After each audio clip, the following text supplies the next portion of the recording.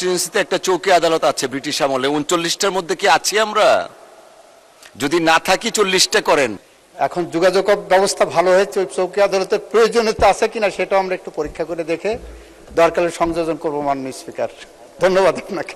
Very diplomatic answer, nevertheless, thank you. বিচারাঙ্গন, আইনাঙ্গন, আইন বিভাগ বাংলাদেশের সবচেয়ে অবহেলিত একটি জনপদের নাম অ্যাজ এ হোল। এটা আপনার অভিজ্ঞতালব্ধ জ্ঞান থেকে আপনি অনুধাবন করতে পারেন।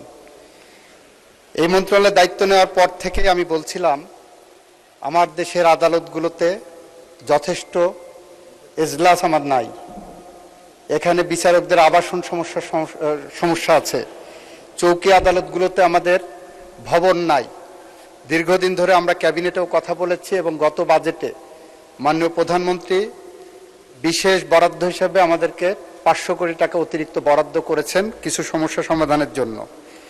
আজকে একজন ধন্যবাদ প্রস্তাবক এবং তার সাথে সংশোধনী প্রস্তাবক 10 জন, 11 জন যে আমার সাথে আমার এই অনুধাবনের সাথে কণ্ঠে কণ্ঠ মিলিয়ে উত্থাপন করেছেন, সেজন্য তাদেরকে বিশেষ ধন্যবাদ জানাচ্ছি।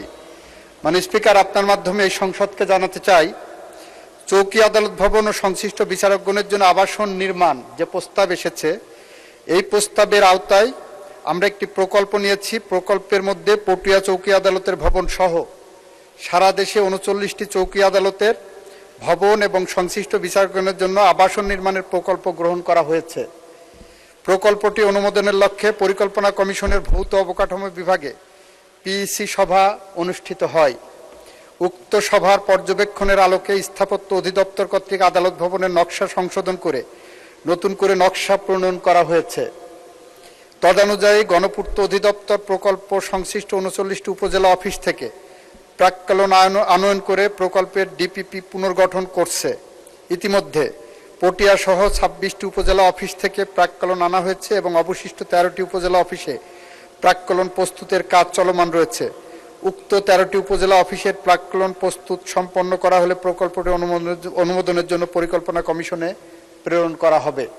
এই প্রেক্ষাপটে মাননীয় স্পিকার, আপনার মাধ্যমে প্রস্তাবককে অনুরোধ করব তার প্রস্তাবটি প্রত্যাহার করা হোক। ধন্যবাদ মাননীয় আইনমন্ত্রী। সুযোগ একটু আমিও নিতে চাই, মাইকটা একটু লাগান। দুর্গাপুরে আমার কনস্টিটিউয়েন্সিতে একটা চৌকি আদালত আছে ব্রিটিশ আমলে, 39টার মধ্যে কি আছি আমরা? যদি না থাকি 40টা করেন। আমি এখন ওনার কাছে যাচ্ছি, বলেন। উত্তরটা দিতে পারি মাননীয় স্পিকার। মাননীয় স্পিকার, দুর্গাপুরে যখন চৌকি আদালত হয়েছিল তখন মাননীয় স্পিকার যোগাযোগ ব্যবস্থা তো খারাপ ছিল না।